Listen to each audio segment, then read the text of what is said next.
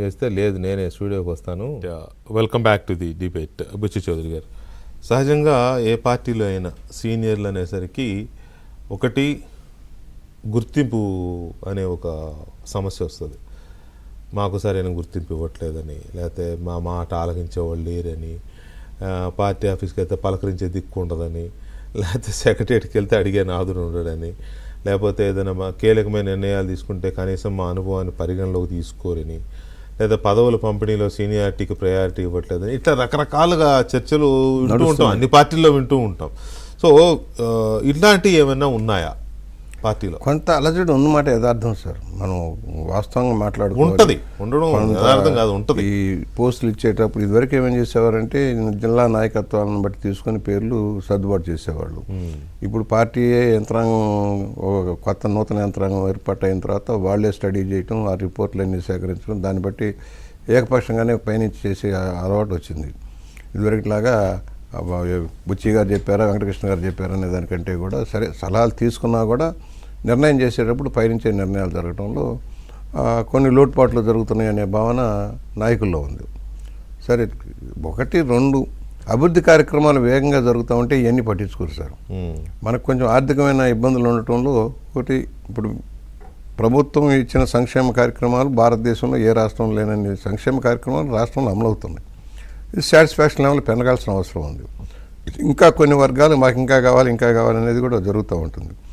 ఇవాళ ఏమవుతుందంటే అభివృద్ధి కార్యక్రమాలు కొంచెం స్లో డౌన్గా జరుగుతూ ఉంటుంది. అప్పటికి సర్దుబాటు చేస్తూ ఉన్నారు.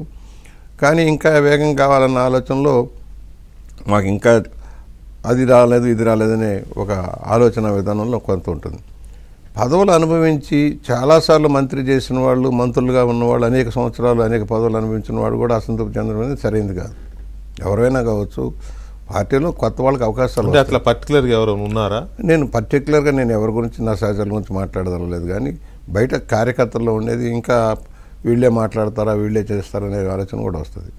సరే, ఎవరైనా నేనైనా కావచ్చు మరెవరైనా కావచ్చు, ప్రజల్లో ఆలోచన నిన్న వచ్చామన్న వాళ్ళంతా మేము మా సత్వతో వచ్చామని చెప్తారు, కానీ కరెక్ట్ కాదు. 19లో ఓడిపోవడానికి కారణాలు ఏంటి? మన సత్వం అంత గొప్పగా ఉంటే 23 ఎందుకు గెలిచాం? 24లో 164 మంది గెలిచామంటే కారణాలు ఏంటి?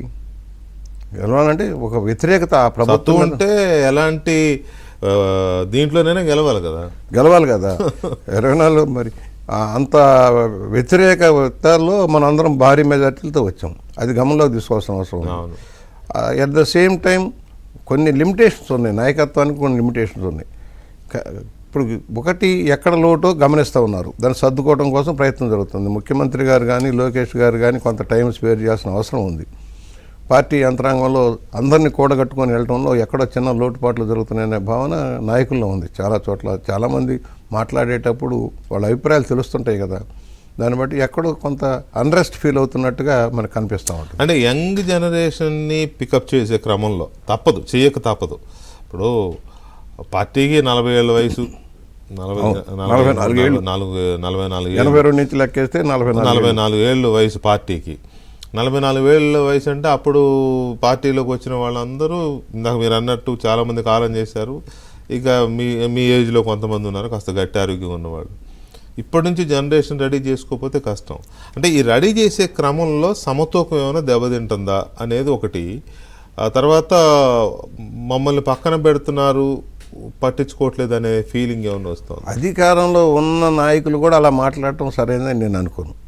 పదవులు అనుభవించే వాళ్ళు కూడా అసంతృప్తి వెలిపుచ్చడం అనేది సరైందని నేను అనుకోవటం లేదు. మీ దృష్టిలో కూడా వచ్చి ఉండాలి. లేనివాడు బాధపడి ఉన్నవాడు బాధపడితే ఎలాగా? అది కొంత ఎక్కడో మాకు ఇంకా ప్రయారిటీ ఇవ్వటం లేదు, మాకు ఇంకా ఏదో జరగటం లేదనే భావంలో కామెంట్స్ చేసేవాళ్ళు కూడా మనం చూస్తూ ఉన్నాం. సరే, ఏది ఏమైనా పార్టీ కొన్ని ఇబ్బందులు సబ్బందులు ఉంటాయి, కానీ డెమోక్రటిక్గా వెళ్ళాల్సిన సందర్భంలో పార్టీ ఒక చోట నుంచే కమాండ్ చేసే విధానంలోకి వెళ్ళిపోతుందన్న భావన కార్యకర్తల్లోకి వస్తుంది. ప్రతిదీ పైనుంచే కమాండ్ చేసి చెప్పేది పరిస్థితి. ఇప్పుడు ఉదాహరణకి డెమోక్రటిక్గా చేయటం కోసం బూత్ లెవెల్, క్లస్టర్ లెవెల్ ఇన్ఛార్జీలుగా పెట్టి పనిచేయించాలన్న ఆలోచన మంచి విధానం. చంద్రబాబు నాయుడు గారు పెట్టింది అది మొదటి నుంచి బూత్ లెవెల్ కమిటీ